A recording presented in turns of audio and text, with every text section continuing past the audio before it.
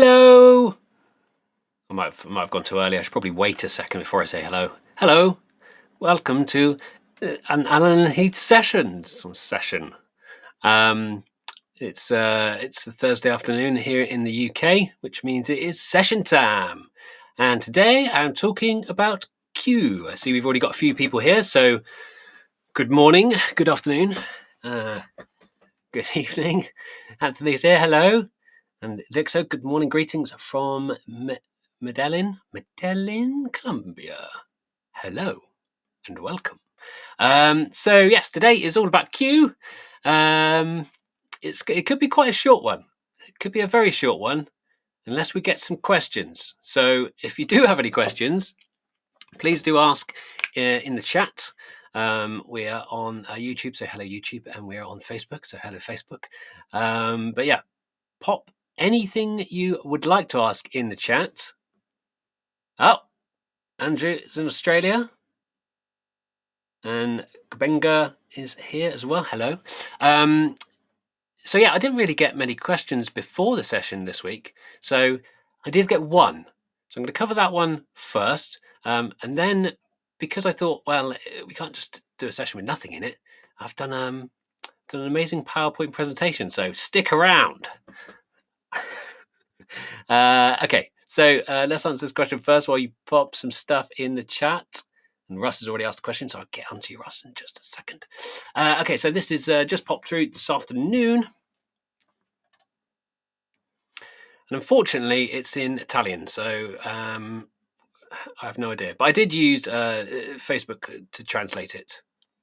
So this is from Elisa, who said they couldn't make it to the stream, so they're watching on the recording. So hello from the past. But I translated it, and it was, what's the best compressor and mic setup on a live stream? Don't know. This one completely depends on the situation. So I think it's a very difficult question to answer. It depends on the voice, but basically whatever suits the voice. For example, here I'm using a shotgun mic just above me there.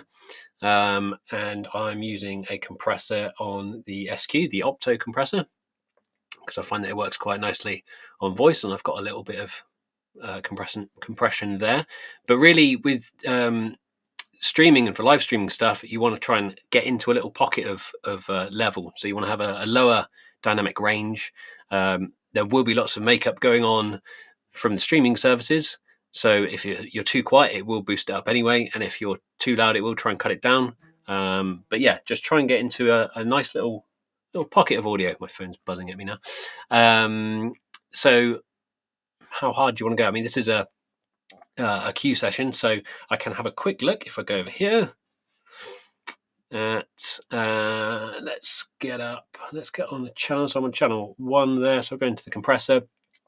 So something similar to the opto compressor that I'm using, for example, would be, instead of using manual RMS, you could have auto slow opto, and that'll give you an opto style compressor. So that'll work quite nicely. Ratio wise, I'd probably go slightly harder than you would in a live environment. So if I was doing this from like manual, as we've got set up here, I'd probably go for something like a 5-to-1, maybe even 4-to-1, 5-to-1. Yeah, so hopefully that helps a little bit. But really, it completely depends on the situation. Just get something that works well and compress it a little bit more than you think you should. Okay, let's see if any other questions have come in while I'm faffing around. Mole's here. I have to watch it on YouTube, Facebook. Mole, it's lemon and ginger with honey on your advice. So hopefully not too much coughing today. Thank you very much. So Russ has asked this question that we've getting quite a lot, obviously, and for obvious reasons at the moment, because there are some issues with this. So any idea of supply chain for Qs? We have some on order since last May. That seems mad. I've heard of some long delays, but since last May is crazy. However, we can't see the whole supply chain from our end. We are shipping, and we are shipping to to distributors, and distributors are the people, if you want to find out what's going on in your region and for your orders, speak to your local distributor. You can find a full list. I'll find you the list of the full distributors. It is under where to buy on our website, so I'll send you a direct link. But they are best placed to let you know. There's all kinds of things going on. Obviously, there's component shortages worldwide, but there's also shipping issues. There's been back orders. We've had as I've said before, a perfect storm really of a huge increase in demand, plus component shortages, plus issues with shipping that cause other issues with shipping that cause other issues with shipping. So yes, distributors are best placed though, and they have all the information we have and more. Okay. Martin Price says, how is it? Oh, I see. I know what's happening here. People are asking questions because they don't want to see my PowerPoint. Huh. Well, fine. I'll answer your questions. How is it best to filter out unwanted noise from a handheld mic? Good question, Martin. Good question. So obviously we are on the queue. So let's have a quick look over on the queue today. And I would say there's a few things. So there's two main things. So if it's unwanted noise from a handheld mic, it could be unwanted high frequency noise. It could be unwanted low frequency noise, like handling noise or noise going through the stand. And it may also just be noise when the mic is inactive. So in your PEQ section, you have a high pass filter. If you switch that in, you can see it's cutting out everything below. So where you set that frequency point, it'll then start cutting off more and more as you go lower down through the frequencies.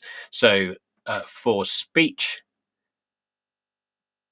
you could probably be somewhere way up here. Depending on the type of voice, you want to be cutting out everything below the stuff that you want. So work out when it cuts out. Great tip from Andre, this is actually. Work out where the fundamentals are for the sound source. Keep going up until you start cutting out something, and then back it off a little bit is the easy way to do it. So that'll cut out your low frequency.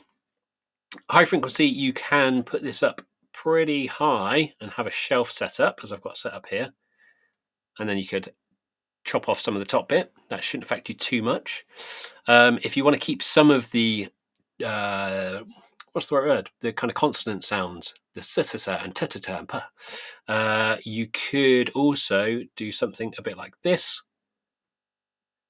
But these are kind of engineering things. I mean, I'm not a fantastic engineer. Ask a fantastic engineer. But this is how you would do that kind of thing on cue. Another brilliant thing is using the gate. So make use of the gate. It will help with feedback issues, and it'll also cut out any unwanted noise just when the mic's open but not in use. Again, it completely depends on the source, how you set this up. But to run through it quickly, the threshold is where the gate's going to open. The depth is how much it's going to drop the level when it's closed. The attack is how long it takes to open. The release is how long it takes to close. And the hold is a period of time whilst it's been triggered that it'll stay open. So by messing around through with all of those settings, you should be able to get something that sounds quite natural and that hopefully helps with any unwanted open mic noise. Douglas Edwards, hello from Fort Lauderdale. I'm trying to say that without doing a terrible American accent because you only ever hear that with an American accent. So, Steve MacArthur is from Canada and can't wait for a queue to finally get to the club. Well, hopefully that will be very, very soon. And Marco's in Slovenia. DC a card allowing Q to connect to AHM series. So, this is an interesting question. So the Q, we did update, Andrew, the Q firmware to allow it to be discovered on an ANH network, if you like, or by an ANH connection. And that means that you can connect up, as I've got here, a Q connected up to an SQ. And that's via the S-Link port. And the S-Link port does, it's an intelligent port, and it can run DSnake, which is what Q runs. So AHM does have an S-Link port, and you can connect a Q up to it.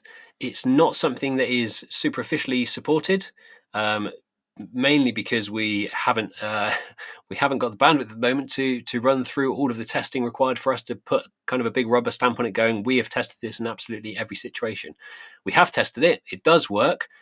You do need to sync the AHM from the Q because you can't sync to an external source from the Q.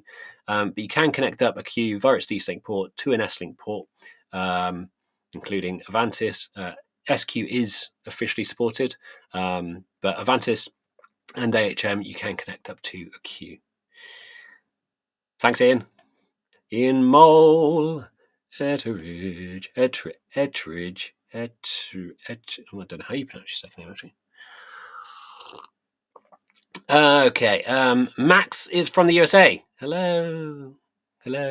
High Pass Air Presence, isn't there? Yes, say there's proper engineer, not me. Simon says I'm a legend. Oh, thanks, Simon. You're a legend. It's very nice. I'll just sip my tea awkwardly. Thanks. Klaus has popped in to say hi. Hi, Klaus. All right, I'm going to. He's on a job.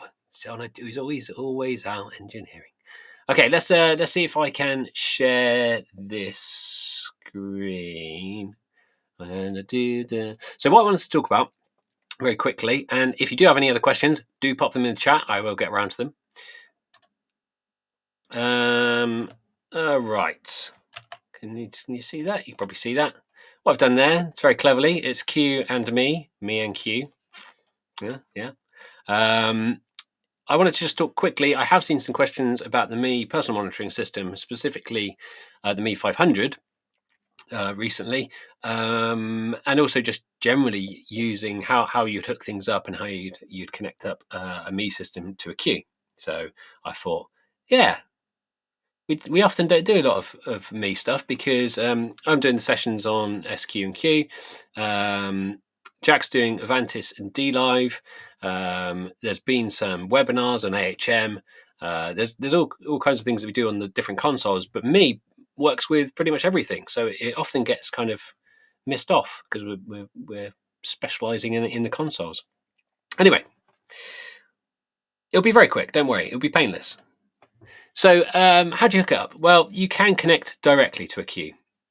So connecting up to the D-Snake port, I've shown a Q32 here, but any of the Q range, you can connect directly to a Me personal mixing system.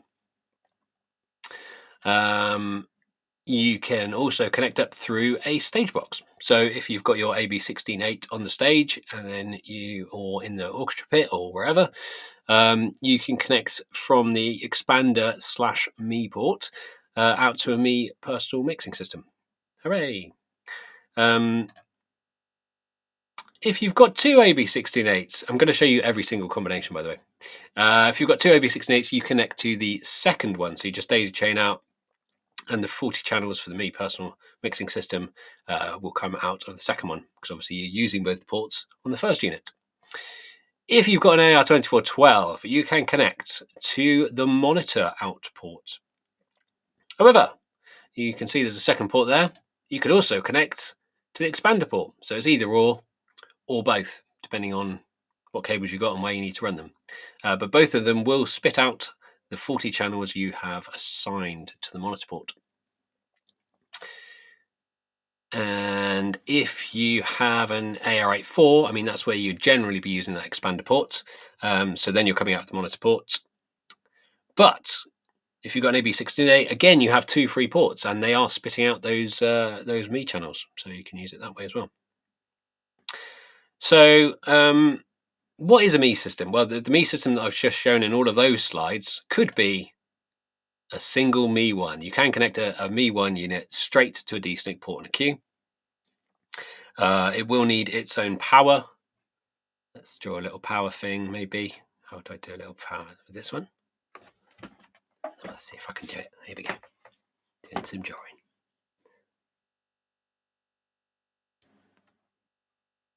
Power. Right, perfect. So it will need its own power separately. You can daisy chain Me units. And in this case, you would also need to run. Oh no, I've messed up the power. You need to power all of those individually. So you just daisy chain cascade, and there is a limitation for the number of me units you can cascade, but it's kind of theoretical. I don't think anyone's ever reached it. It's something like 1,000 plus or so. I don't know. But just so you know, the delay, you'd think, oh, maybe there's a delay in the sound from going from one to the other. You'd need to daisy chain about 40 me units for a one sample delay. So really, it's pretty much instantaneous.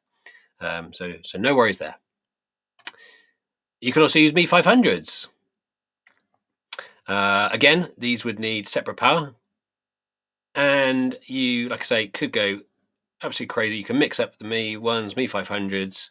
Again, all of these have their own power supply, but you can just keep daisy chaining out of that D-Snake port, or expander port, or monitor port. We also have the MeU. So the MeU is a hub, and that allows you to do a kind of star topography, star configuration, where you have a MeU hub in the middle, and then you connect up your Me units from that. So it has 10 output ports, 1 input port, 10 output ports. Each of those output ports is an Ethicon connector, which is nice. But it also supplies PoE, so it will power the Me units as well. So this way you have a single cable going from the MeU out to the Me 1 and Me 500 units there, and that's powering them and sending them all of the channels. And then your musicians just come in and plug in their headphones. You can also daisy chain off of those ports, but in this situation, again, you would need power on... I've gone too far. You need power on this one, but only on that one. So these ones here would be powered from the MeU, and this one would need its own separate power. So what are the Me units? I mean, that's the other thing if you don't know. So very quickly, these are personal monitor mixers. So they receive up to 40 channels, and you can mix those individually and independently on every Me unit. So every musician really has a miniature mixer of their own, and they can make their own mix just for their monitoring. So you choose which 40 channels to send them, and you send those 40 channels to every single musician, and they then have their headphones or their monitor speaker plugged into their Me unit, and they can just touch on these keys that you can see, and each of those keys represents a different channel, or in the case of Me, one a group, and they can just adjust the level and the panning, and they can also do a bit of master EQ, and there's also a limiter built in, so hopefully nobody blows their ears off accidentally. So the Me 500 is very similar to the Me 1, but it has a few less features. So it doesn't have the groups. It has a different display, so you don't have a bunch of menus. So you can't do quite as much in the display there. That's why it doesn't have the groups. And it also doesn't have that talkback. So the talkback there, the local mic. Sorry, not talkback. The local mic is for you to listen to the ambient sound around you. So you can blend in a bit of the ambient sound, or say someone came over to you and started talking.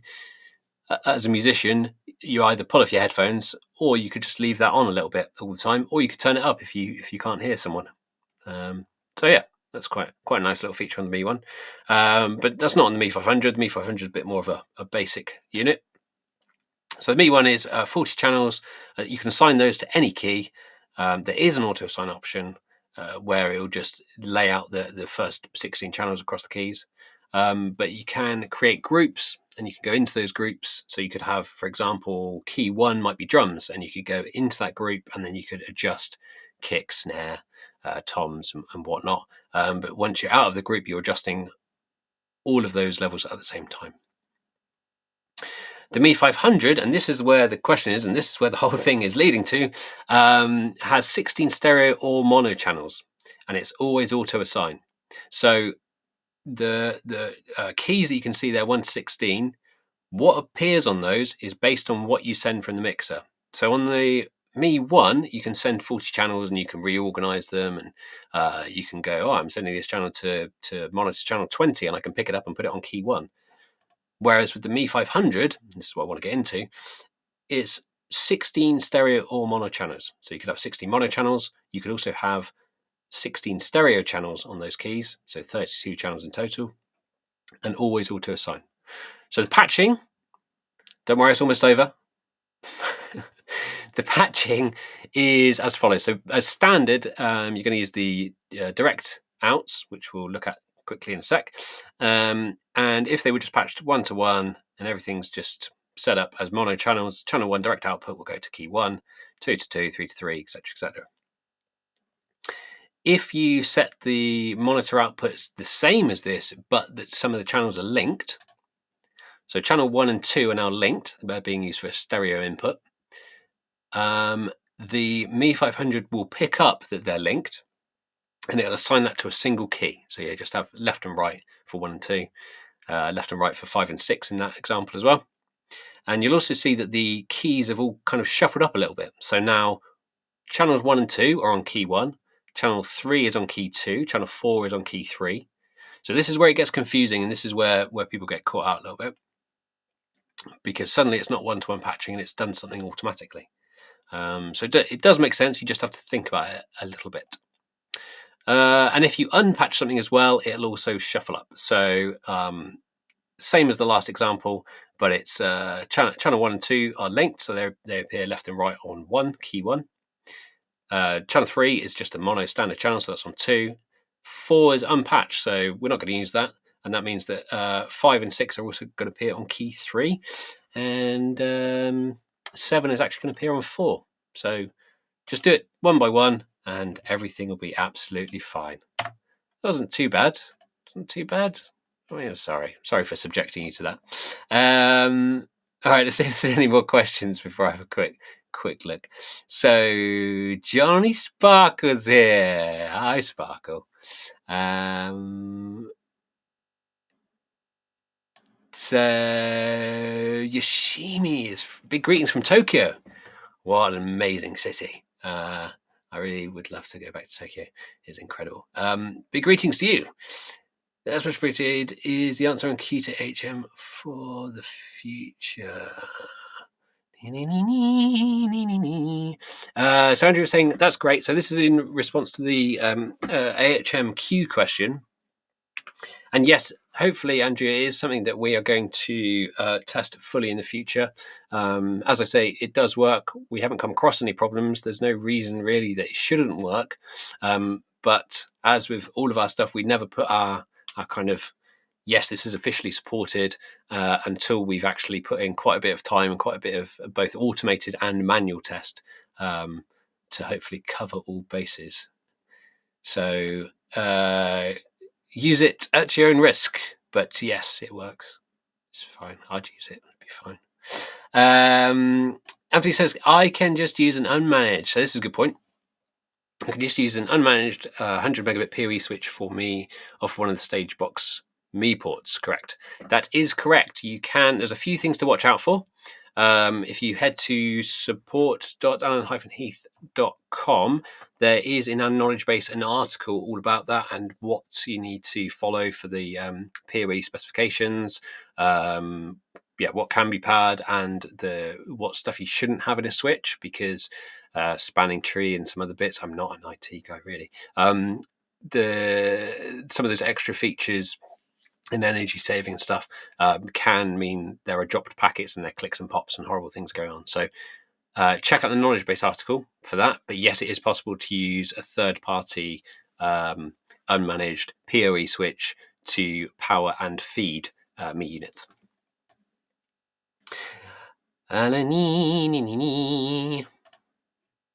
I just spotted another question. Here we go. Karsten says, is there a way to see how many dB the gain reduction is on a Q compressor?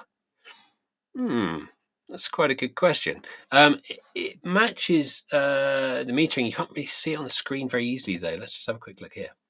So I know that I've got some feed going in here, which is my voice. So come on, in. And let's bring down the threshold.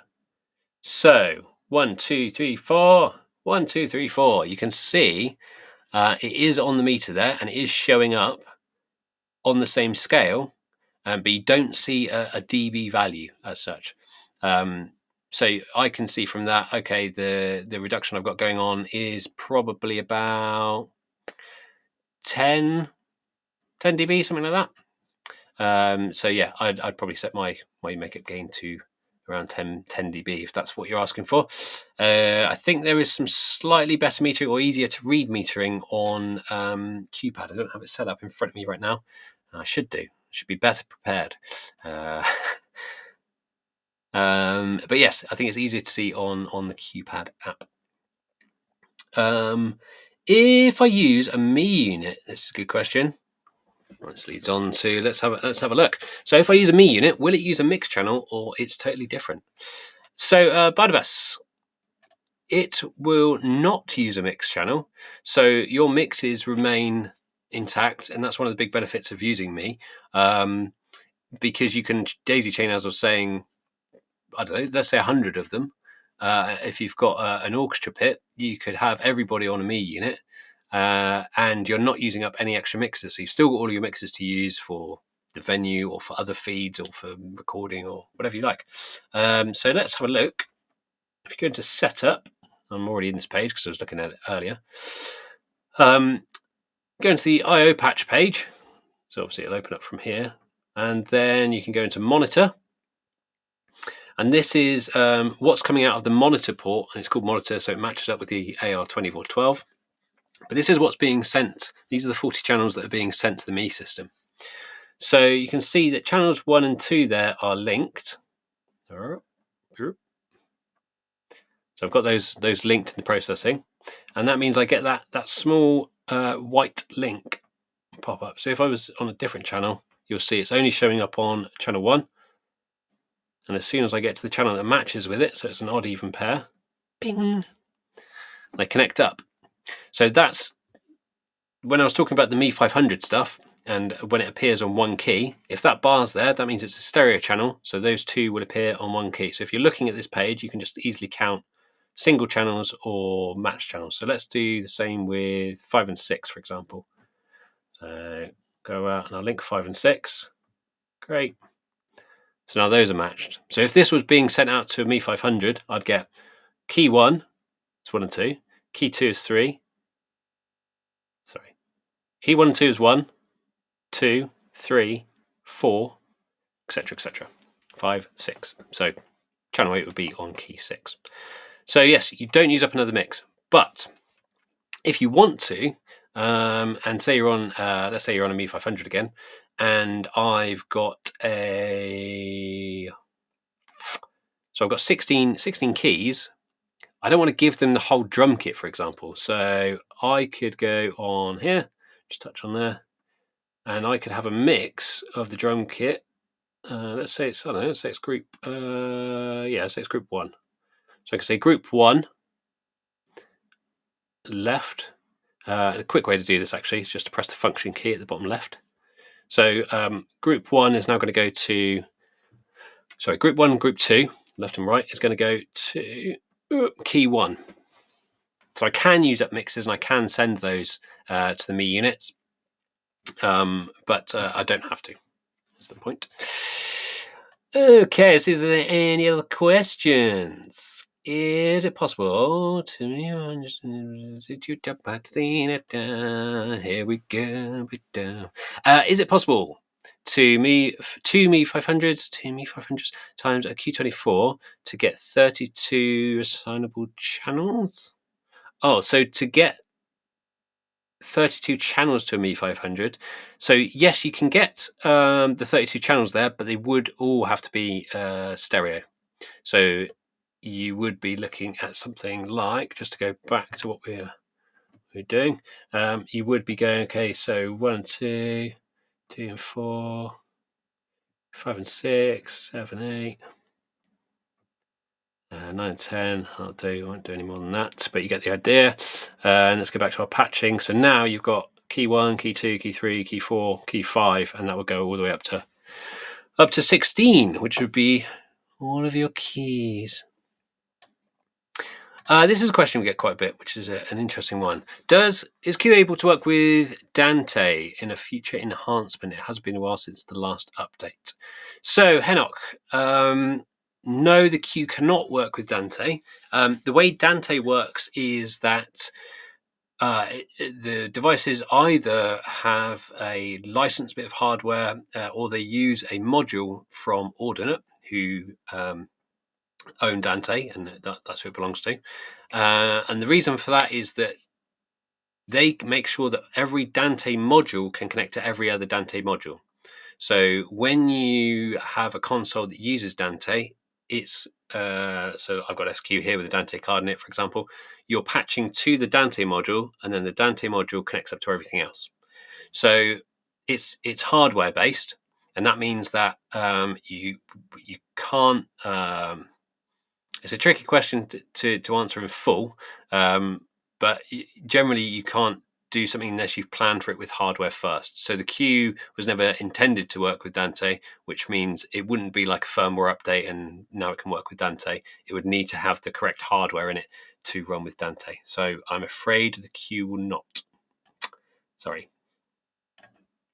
Andrew says, Guten Tag.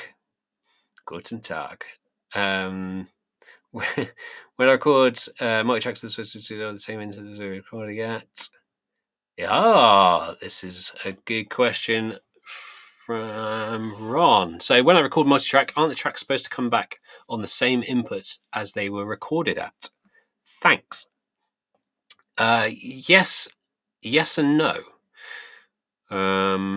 So when you're recording on SQ, and this might be where the confusion is, when you're recording on SQ, it will play back to the sockets. So you're sending your output sockets are what you're patching to go to the USB for recording. And then when you play back, it'll play back on the input sockets that match those output socket numbers. So that's one thing.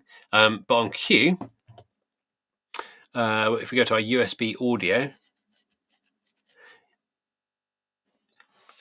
now this ties in with what we were saying about me, actually, because you can record from direct outs if you want to. So you could include a load of processing, but you've also got the option there for insert sends. And that's usually better because that's kind of a clean, raw signal that you can use for things like virtual sound check. So you can see I've got a bit of an issue here because I'm recording channel 3, as it happens.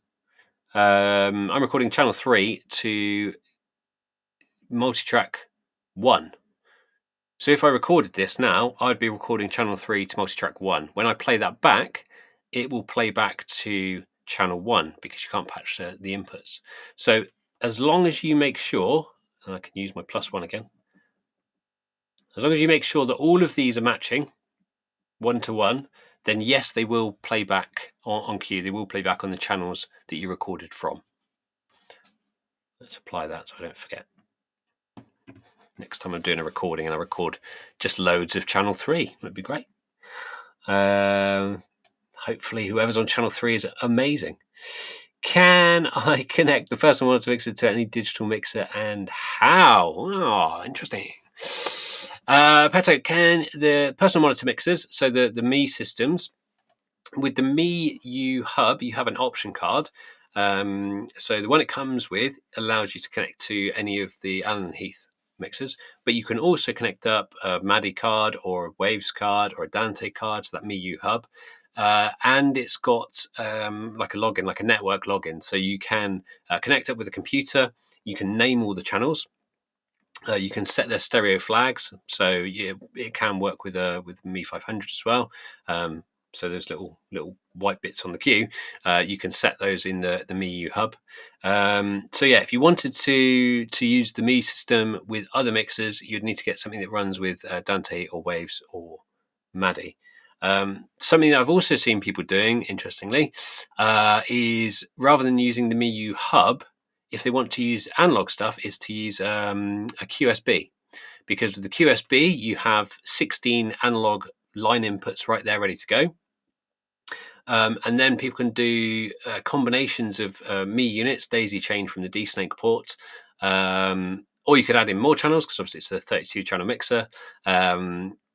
So yeah, you can use it that way, so like an analog way. That also gives you the benefit of having the mix outputs, so the XLR mix outputs from the QSB, and being able to control those with the apps as well. So you can have like quite a cool, crazy monitor setup for studio or big live use that works with third-party consoles.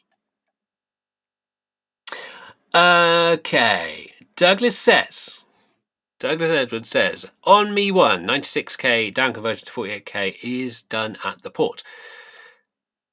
You're correct, Douglas, that the Mi system is 48K. So if you're connecting up directly from console, so if I'm talking about Q today, Q is also 48K.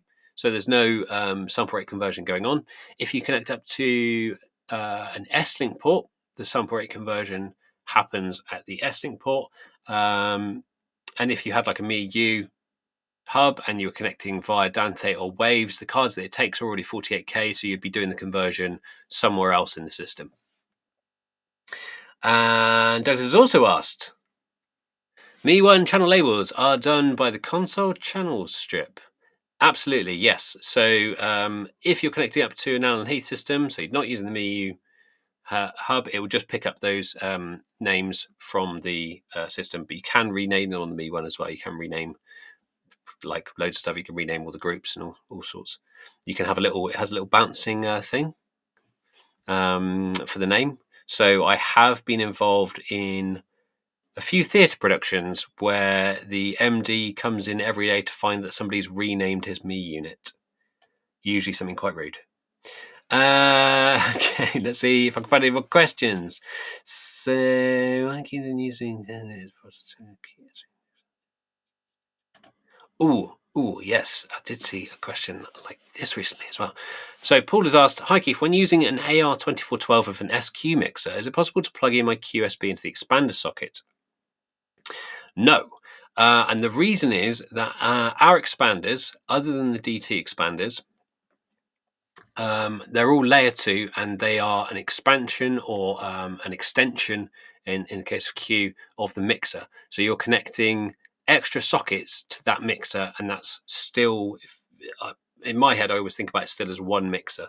So if you want to connect other systems, you follow or if you want to connect a Q and an SQ, you can do that directly, but that's a system to system connection, and you have to work out the clocking and the syncing.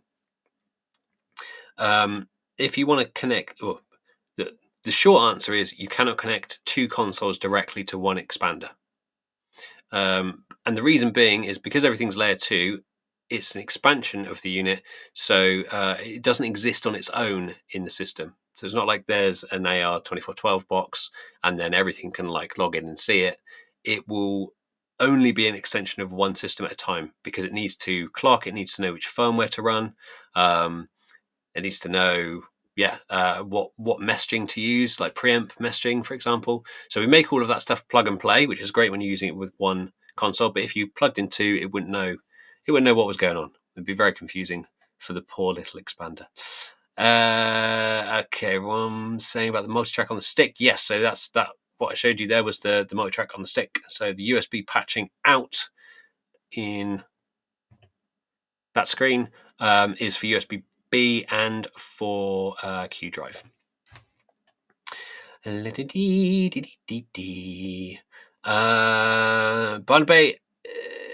has got an issue. The Q16 freezing and nothing works until rebooting the Surface 3 or 4 times last week at the latest firmware version. So the first thing I would look at with something like that is the if you've got a router plugged in. Because if you've got a router plugged in and you've got some dodgy messages flying around, then you can lock up the control side of things, which includes the surface of the Q and everything you use to interact with the Q. So the apps, as far as the whole system goes, using a remote app is the same as having a surface. So if you've got a problem with the app, it could cause a problem in the control network. Because if you think about it, you're making an adjustment on the surface. So you move a fader, you've changed what's going on in the mixer core, and then that change has to go out to all of the apps. So this kind of loop that's going on all the time of here's a change has happened, send out an update, is going on all the time.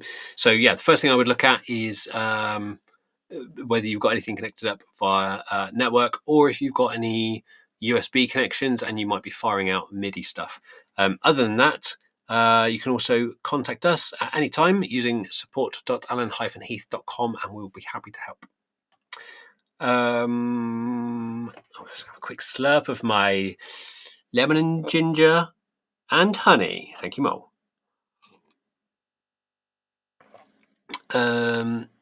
Ron is asking, good question. Will you be doing sessions strictly on the SQ series only? Yes, I did one last week. The next one will be in a few weeks' time. I'm doing Q and SQ. Jack's doing Avantis and D Live, and he'll be back next week. And then Al is doing Zone as well. So any DJs out there who want to ask us questions, Al is your man.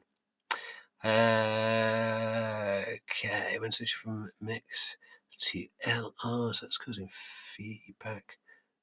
Oh, that's a weird one. Henoch, that's another one to give us a shout about, and we can look into that with you, because that's another thing that could be to do with network stuff, but it could also be hardware related. It could be a problem with the fader. So give us a shout or speak with your distributor, because you would speak to them for hardware issues eventually anyway, and they will be able to help. The sonic difference between the GLD. I'm not the man for GLD, I'm afraid. Is it possible to put a stereo pair onto one fader like the SQ through software update? Is that not possible? Ooh. Is it possible to put a stereo pair onto one fader like the SQ?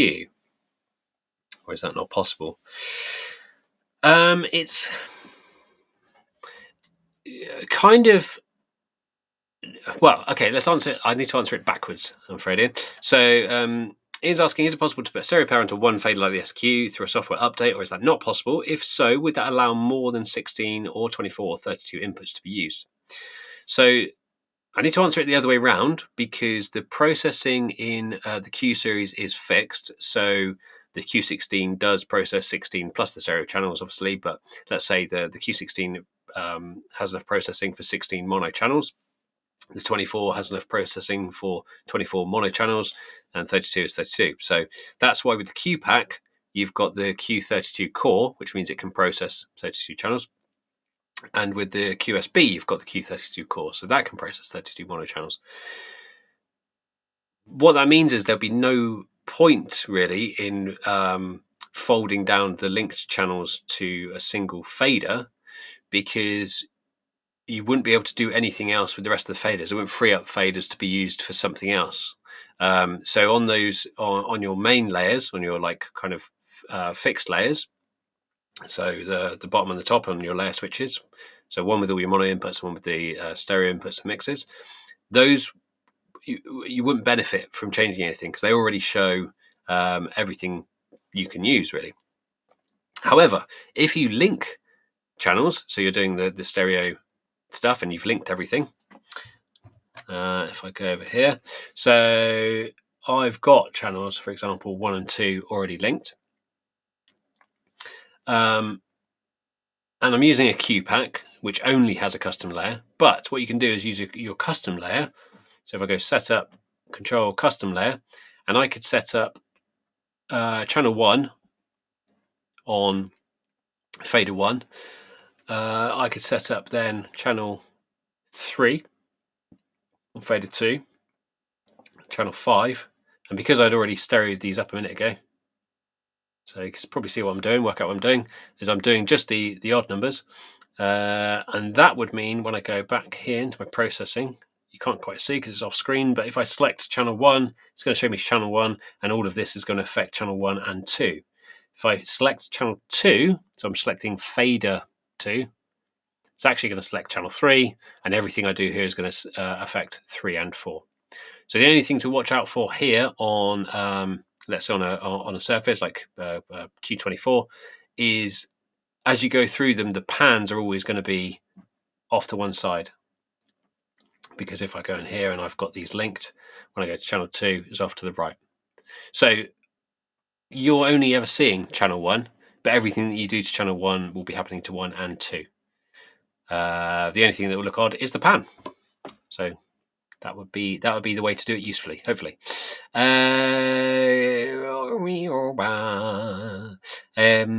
Okay, a few more questions coming in. We are running out of time, so if you do have a question, get it in now. Sounds like a game show host. Get it in now. Hello, I have a Q24 and an L24. I don't know, kind of the monopore. Is it only for the Me system?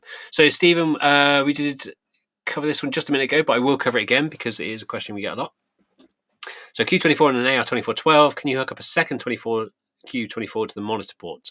No. So that'd be two separate systems. You could expand or extend one of them.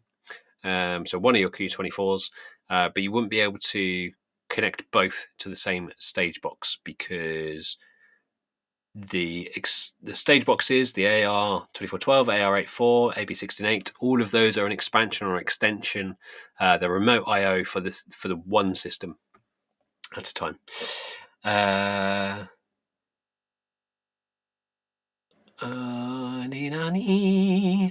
I want to ask you to do an email because I have a question about the personal monitor mixer. Okay, so Peto, you can contact us support.alan-heath.com, or you can email support@alan-heath.com, and that come through to us as well. And there's me, and there's Alex, and there's Jack there, there's Luke. Rafa as well has just joined us, so we're all there, and we're all more than happy to help. It's what we love. Mole's off. Thanks, Mole. Take care. I hope that only works. Didn't notice a single cough. It worked. It worked perfectly. Thank you, sir. It makes sense. Did not know I could do the cosplayer. Cool. All right. Glad I could help. Well, I think the questions have dried up. So I will be back for another Q sessions at some point. Keep an eye out. We have got a sessions page that will let you know everything that's coming up.